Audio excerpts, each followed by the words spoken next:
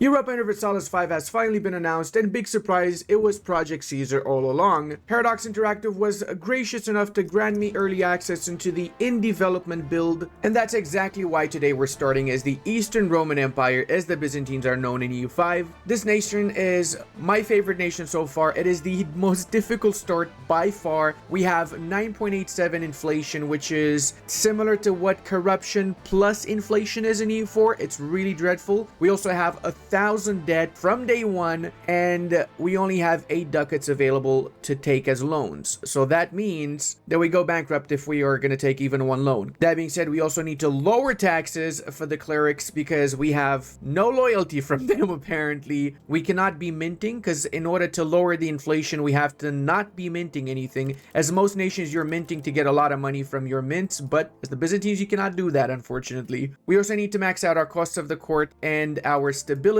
because we start with -4 stability and 10 legitimacy, and that leaves us with a flat -11 ducats from day one. Pretty much everybody around you can absolutely wipe you out from the face of the planet day one. There's a few laws we can go for. First off, the levy age criteria determines how big our levy is going to be. As you would imagine, lower the estate means more equilibrium for the estate. The estates are really important in EU5 because everything you do revolves around the estates, so keeping them more loyal is very valuable. But at the same time, we start as the Byzantines. Everyone wants a piece of us. We need a big levy, so we're gonna go for everyone's gonna serve. That increases the levy size by a tiny fraction, and it pisses off these states which are already extremely pissed off. Second law we codify is gonna be the employment system, which will drift our value towards capital economy. Capital economy in essence pushes us away from traditional economy, so most profitable would be the best choice for us. The third law we have to codify is the precious metal distribution. Like I said, we're not minting anyway, so that is the one for us. Take note, in most cases, when you start off, you want to go for the complete opposite.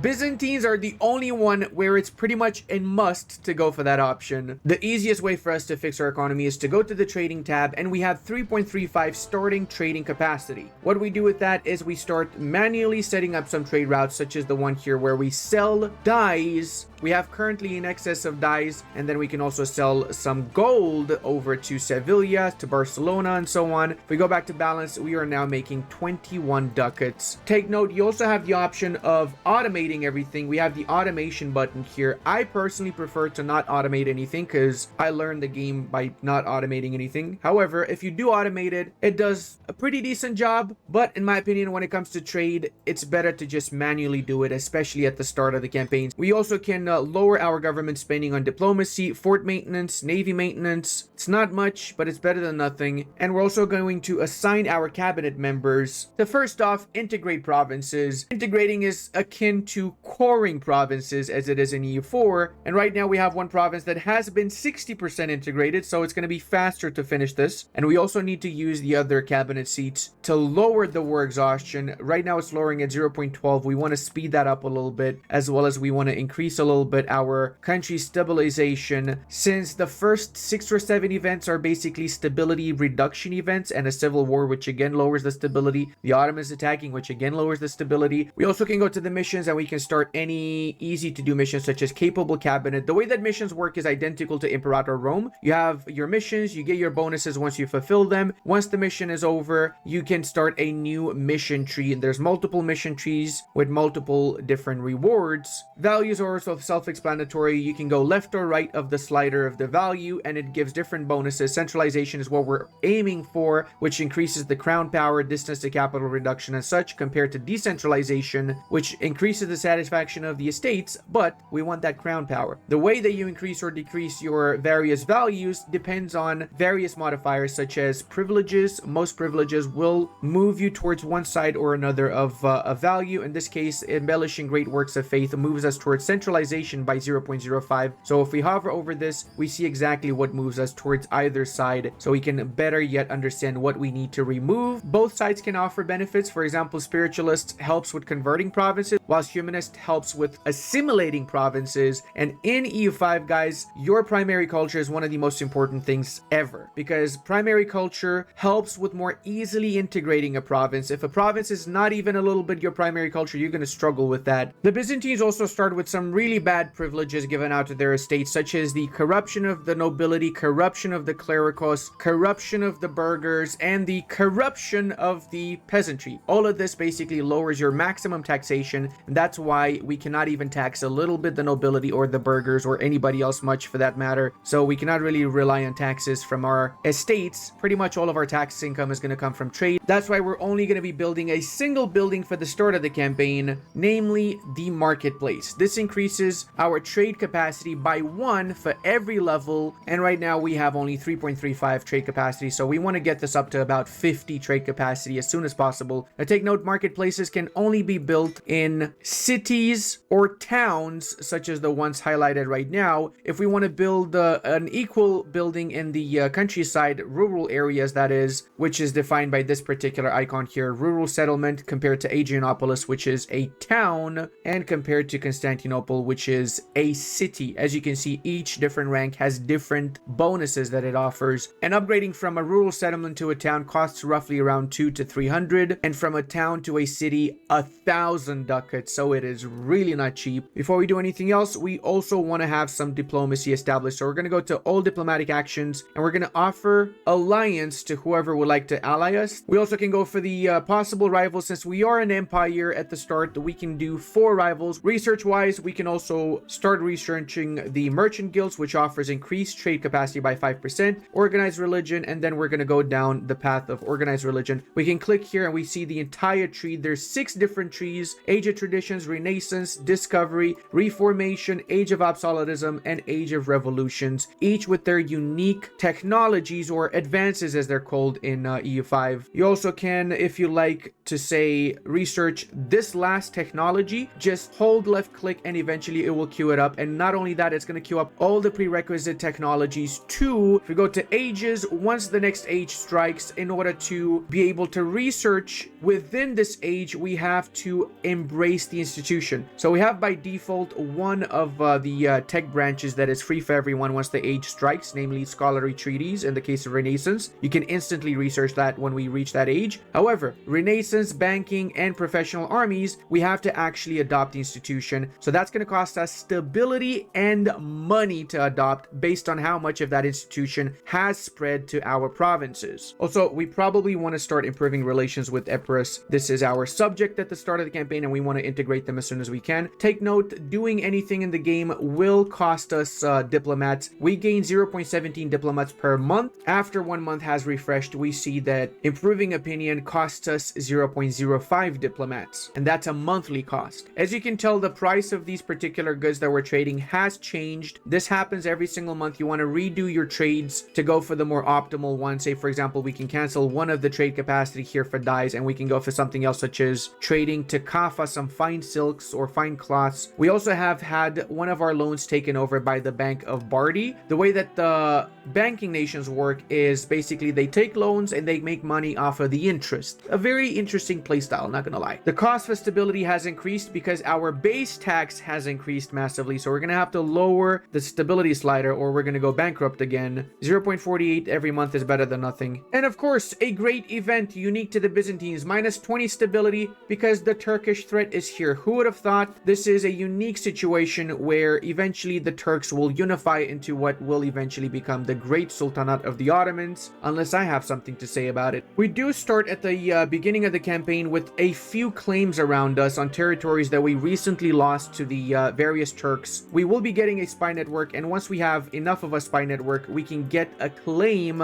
We do need 20 spy network before we do that, so we have to wait for a little while. Remember, this does mean that we're losing even more monthly diplomats. In case you're wondering, stability is basically used for everything. In order to revoke privileges, you need stability. In order to change laws, you need stability. In order to, like I said earlier, embrace institutions, you need it. Not having that stability really hurts. Also, lowered stability lowers the estate satisfaction equilibrium. So we're currently losing a lot of money and we've still got a lot of debt, but we can actually take a few loans because the estates have managed to get some money since they're basically getting most of the money in the country, so they're accruing a lot of loans that we can take from them. I'm taking a 50 ducats loan, and I'm doing that because I can now build up my first marketplace in Constantinople, which means we will increase the amount of trade capacity, which in turn means we make more money off of that. Sadly, you need money in order to make money in this world, and that's how it is in EU5 as well. The Ottomans request that we give them sovereignty of Anatolia for 10 years, which increases their speed of integration and legitimacy. I am not going to do that. This will piss off the Ottomans. However, if they attack me, I am relying on the Serbians to defend me right now. Also, because I don't want to completely rely on the Serbians, I'm going to do something that every noble has ever dreaded, but you really should as the Byzantines. I'm going to arm my peasantry. That's right. We're giving peasants weapons, and we are increasing the size of the peasant levies by 20% and their combat efficiency by 25%. This is a massive difference from the 4,000 that we start with, and this is 100% because of the privileges we gave out, the laws that we've enacted, and the fact that we keep our peasantry happy. If the peasantry wasn't happy and the satisfaction went below 70, which it's going to eventually go, then we lose more levies. All right, we saved up even more so we can build another marketplace. In essence, we're just spamming as many marketplaces as we can early on. We're also close to 0 war exhaustion, so we're going to change one of our cabinet members to integrating the province of Thessaly. We're not getting any levies from Thessaly, and that's a 120,000 strong province because we haven't integrated it yet. And it's not easy. It takes up until 1357, and remember, this is primary Greek culture. If we were to integrate a province that was not even Greek, it would take a really long time. Another day, another marketplace. We're basically just spamming these at this point. Oh my god, could this be an actual positive event? I cannot believe it. Obviously go for the stability. 7 stability is of course. We got, oh my god.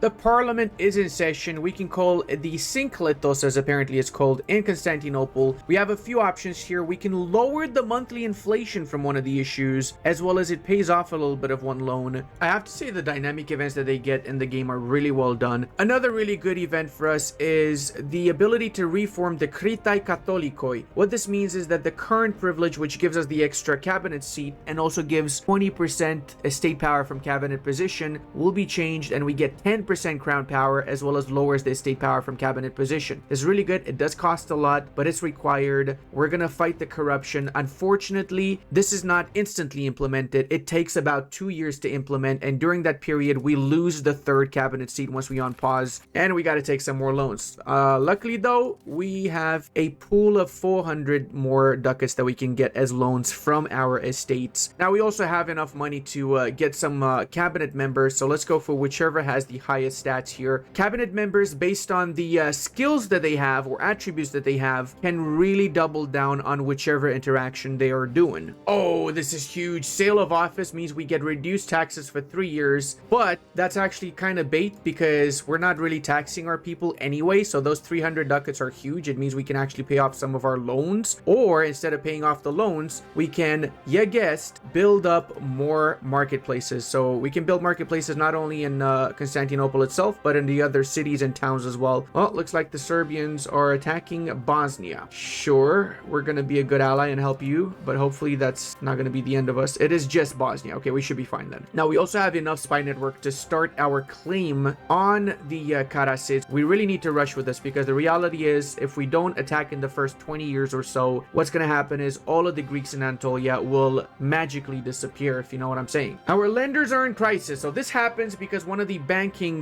nations has some issues. We could take advantage of this, or say loans are loans and we get one diplomat. No, of course we're taking. I'm a Romanian playing as the Byzantines. What do you think's gonna happen? That canceled out a few of our loans. It canceled like a lot of our loans. Holy mother, that's 300 ducats we lost in having to pay that. We gained 300 ducats. And inflation is down to 0.18, so we can start actually minting again. Also very important is to upgrade the gold mines in Polygyros. This particular gold mine is quite literally free money, so we're gonna upgrade this to level 3 for now. We can upgrade it to level 7 maximum. Similarly, the gem mine again is just literally free money, so we're gonna upgrade this twice as well. And medicaments might not be a big deal right now. However, it is gonna be a big deal when the plague strikes in literally 5 years, so we're gonna just preemptively upgrade the medicaments RGO in Thessaloniki. Also, let's go for the silk RGO in Constantinople and the dyes RGO in Adrianopolis. Again, dyes is going to be in massive demand all around the rest of the world, so we can export it and make a lot of money off of those exports. Early on, you really just want to focus properly on your economy as much as you can. Oh, that's a really good event actually, right there. First positive event we've been getting. That's awesome. And we also managed to get a masterpiece created by Prokopios Samaras. And of course, -7 stability. Fiber crops is also in really high demand. We would make a 0.49 profit off of this, so I'm going to build this up in Constantinople too. Since we do have right now 1,000 laborers available, we might as well give give them a job. Similarly, I would love to build another scriptorium, which in turn means we're going to make more books, and this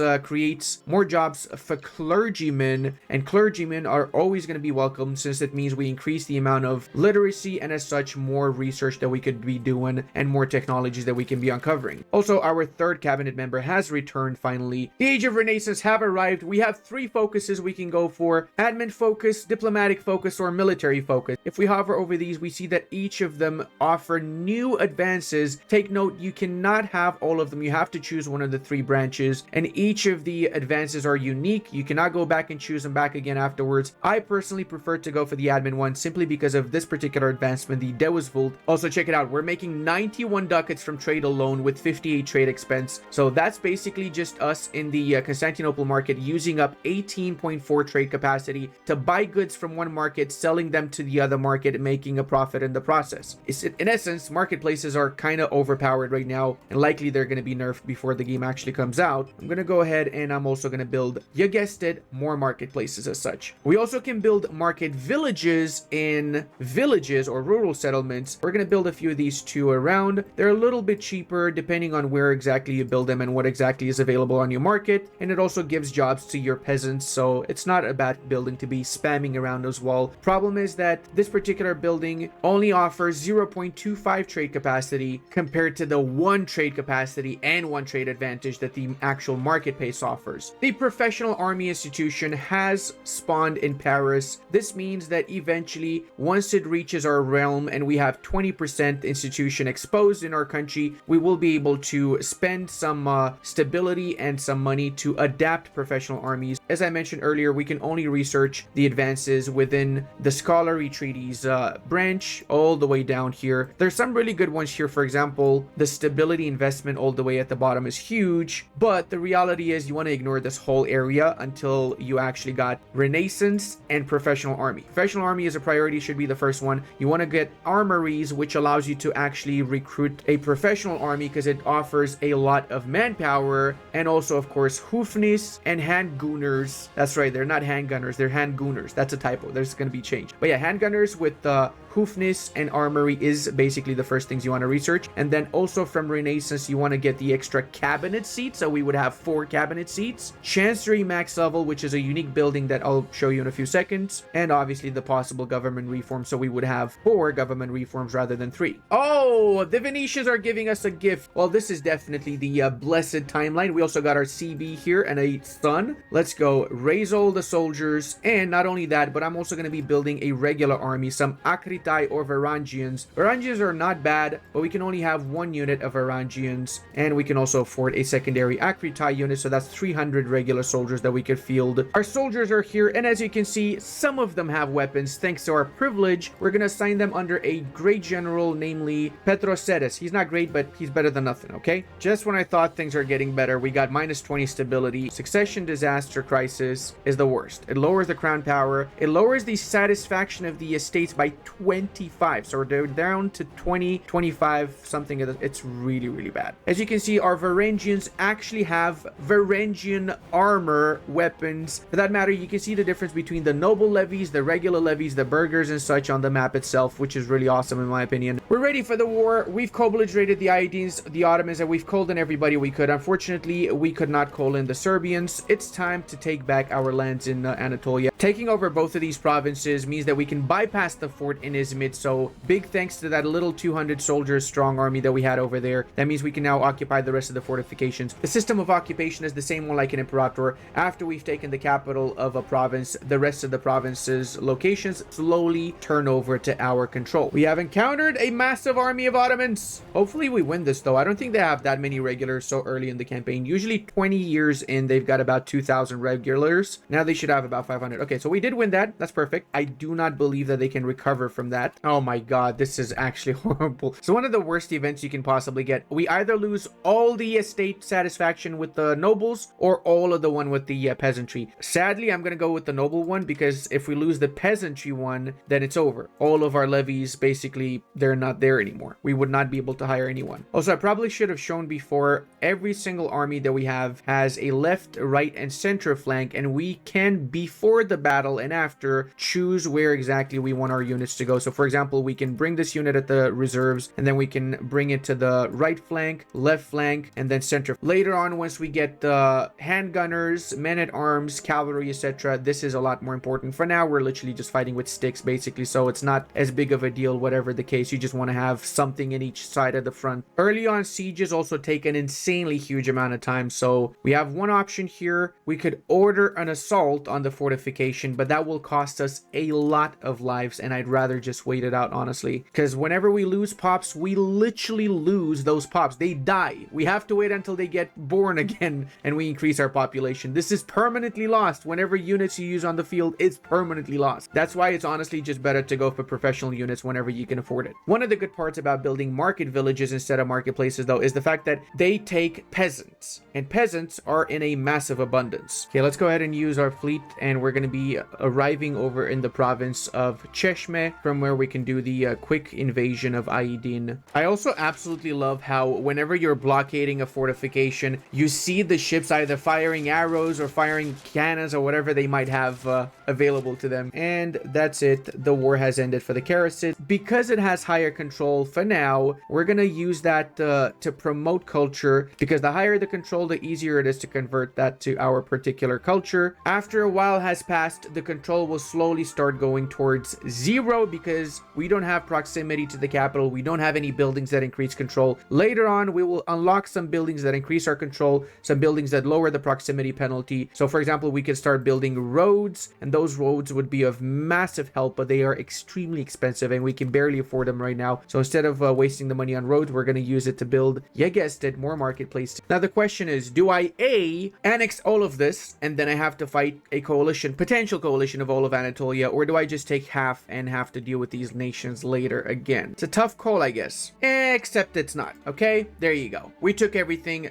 No more Ottomans. We've gotten rid of the Ottomans in 7 years. In my defense, first few times I tried this, I died painfully because I didn't know how the privileges worked. I didn't know how the armies work. So it makes a big difference knowing what you're doing. Now that that's said, let's go ahead and do our trading here. We have a lot of trade routes that are not necessarily the best. So we're going to cancel a few of these here. Keep only the vital stuff. And especially when we have a lot of trade capacity being used and in exchange we only get like peanuts. Like here, for example, we're using 2 trade capacity and we're getting 0.65. That is not an optimal trade route. I'd rather use 0.23 for 4 ducats than 2 for literally peanuts. There you go. We went from 1 ducat to 24 ducats, or 0.7 to 24 ducats. Massive difference. Sometimes mixing in automatic trade as we're doing right now with manual is really a massive game changer. Considering that we have really high control for a year or so in these provinces, I'm going to be converting all of these lands here to my culture again. Especially Bolu and Sultanono have a lot of Turkish people. So if we go to our cabinet, 71% Greek, 60% Greek, that's 40% Turks and 30% Turks that we have to convert back to Greek. And I think I just saw something. Yep, we have the first nation to join the coalition. Ahis. You know what? Maybe we should get some allies now that I think about it. Okay, literally everybody is in the coalition against us now. Oh, this is huge. Promote integration axis. This is going to increase the integration process by 20% in Belokomi. Oh no! The Black Death! Oh, this is bad. It's here, boys. It's here already. This is the worst thing ever. It spawned in Duko Vodabadu. 75% Black Death in this particular province. Okay, let's see how fast this spreads. Look at that. It already spread to like all the adjacent provinces and oh my god.